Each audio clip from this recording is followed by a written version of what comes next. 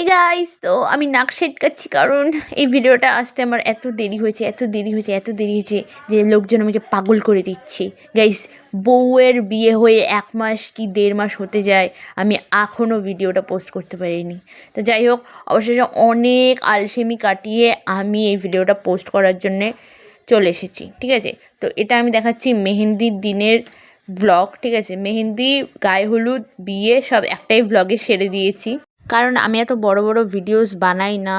ঠিক আছে, তাই একটার মধ্যেই দিয়ে দিলে এটা মিনিমাম 5 মিনিটের মধ্যে আমি সেরে দিয়েছি ভিডিওটা। মানে 5 মিনিটের মধ্যে যে বিয়ে, মেহেন্দি, গায়ে হলুদ হয়ে যেত তাহলে তো কোনো কথাই ছিল না, তাই না? আমার বিয়ে তো আমার আগে আমার হাতে মেহেন্দি নেই, ও মেহেন্দি পরে বসে আছে। কেমন করো তুই রেডি হতে দেরি করে এটা আজকেও পোস্ট করুম। ওখানে আমার বিয়ের সাথে সাথে দেখি নিজের বিয়ের প্ল্যান করছে। গাইস, সেদিন কাইব্রো ভাত খেয়েছে, আজকে মেহেন্দি পরে নিয়েছে। এখানে আমাদের ব্রাইড বসে পড়েছে মেহেন্দি পরার জন্য। তো আমার তো আগেই মেহেন্দি পরা হয়ে গেছে এক হাতে, আমি আর এক হাতে পরিনি, নাকি পরেছিলাম আর তাও মানে 2 হাতেই পরেছিলাম। সরি, আমাকে ভিডিও দেখে মনে করতে হয়েছে, মানে আমি সবটাই ভুলে গেছি বলতে গেলে। তারপরে মেহেন্দি টেহেন্দি লাগানোর পরে মেহেন্দি ঘেটে নাচও করে নিলাম। দেখ কত সুন্দর লাগছে। দিদিমণি কেন লাগবে? আজব, তুমি চশমা পরিস বলে দিদিমণি লাগে।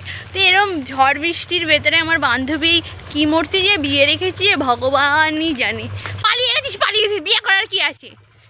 যত তো যথারীতি গায়ে হলুদের ব্লগও স্টার্ট হয়ে গেছে একটু আগে থেকেই, দেখতেই পেয়ে গেছো। তো এইটা হচ্ছে ওদের বাড়ি এন্ট্রেন্স, আর ভিতরে দেখো ক্ষুদা পাহাড় নিকলা চুহার মতো অবস্থা। ঠিক আছে, এসে নিয়ে বউয়ের সাথে দেখা করেই উপরে চলে এসেছি খেতে। আগের দিনই তোমাদেরকে দেখেছি, মানে আগের দিন কি কিছুক্ষণ আগেই একটা ক্লিপে দেখালাম যে এই জায়গাটা করে ফাঁকা রয়েছে, এই জায়গাটা করে আসলে বসিয়ে খাওয়াতো, আর ওই জায়গাটা করে মণ্ডপ করেছে।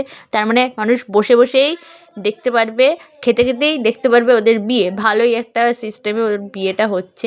তো ও কিন্তু আমার খুব ছোটোবেলার একটা ফ্রেন্ড, ভীষণ ছোটোবেলাও বলবো না, ক্লাস 5 থেকে। ঠিক আছে, তো আর ওর বিয়েতে এত তাড়াতাড়ি হয়ে যাবে আমি ভাবতে পারিনি গাইস। যাই হোক, চোখের জল মুছে এখন আমি চলে যাচ্ছি ওর বিয়ের গায়ে হলুদের জল ভর্তি। ইয়েস, তো ওইখানে আমি নামবো না কারণ ভীষণ কাদা। প্রথমত এই বৃষ্টির মধ্যে ওকে বিয়ে করতে কে বলেছে ভগবানই জানে, যেই নিয়ে আমি খুবই রেগে রয়েছি ওর সাথে একটুখানি। ঠিক আছে, বৃষ্টির মধ্যে জানো না তো, আমি বেরোবো তখন বৃষ্টি নেমেছে, আমি বেরিয়ে পড়েছি তারপরেও বৃষ্টি পড়ছে, আমি পুরো ভিজে পুড়ে তারপরে ওর বিয়ের জল ভরতে গেছি। আর জল ভরতে গিয়ে আবার আসার সময় বৃষ্টি পড়ছিল। তো আমরা আসার সময় দেখলাম কি ব্রাইড অলরেডি ফটোশ্যুট করা শুরু করে দিয়েছে, আর ওকে ভীষণ সুন্দর লাগছিল। আর আমি যা বললাম তোমাদেরকে, ওর শাড়ির ডিজাইন আর আমার ব্লাউজ সব মানে সেম, মানে ওকে আর আমাকে পুরো অনেকটা একই রকম লাগছে। ঠিক আছে, তো ব্রাইড কিন্তু আমাদের খুবই মিষ্টি। আর এটা কে, এই ঝাড়ুটাকে কোথা থেকে দেখালাম, ইস! কাট, একে আজকে দেখানো যাবে না কারণ এ আমাদের মেন ক্যারেক্টার নয়, এই আমাদের পিছনেটা হচ্ছে মেন ক্যারেক্টার। আর তার থেকেও বড় মেন ক্যারেক্টার হচ্ছে আমার পিম্পল। তারপর একটুখানি গায়ে হলুদের নাচ সেরে নিয়ে ব্রাইডকে ডেকে নিয়ে একটা ভিডিও শ্যুট করা হয়ে গেল। সবই বিয়েতে চলে যাচ্ছে গাইস, সবই। আর এখানে ব্রাইড কিন্তু হলুদ লাগাবেই না একদম, কারণ মেকআপ বসবে না। তোমরা জানো অনেকেই যে আজকাল গায়ে হলুদে কমই হলুদ লাগানো হয়, আর আমার মুখে ভরে ভরে হলুদ দিয়েছে আমার যেন বিয়ের হলুদ গায়ে লাগিয়ে আমি যাচ্ছি বাড়িতে। আমি হচ্ছি সিঙ্গেল মানুষ। যাই হোক, দেখ পিছনের গাছগুলো, আমাদের মুখ থেকে পিছনের গাছগুলো বেশি সুন্দর। হ্যাঁ, আমার কাছে কি বিকাল লাগছে। এখন বাড়ি গিয়ে আগে সাবান দিয়ে ফেস ওয়াশ দিয়ে মুখ ধুতে হবে, তারপরে আবার মরতে রেডি হতে হবে।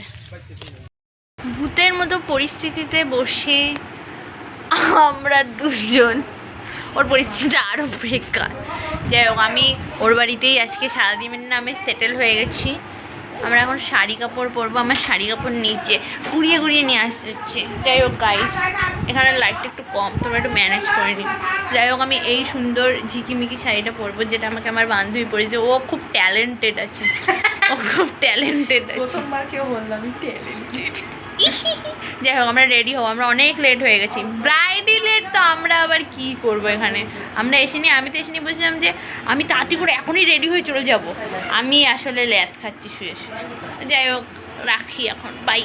আমি আর নিজেকে কি রেডি হয়ে দেখাবো? এই দেখো, দেখতেই পাচ্ছ আমার থোবড়াটা এই সাইড থেকে দেখো, এই দেখো কত চকচক করছে। আমি কিন্তু অনেক মেকআপ লাগিয়েছি গাইস আজকে, সেটা তুমি আমার মুখ দেখেই বুঝতে পারছো।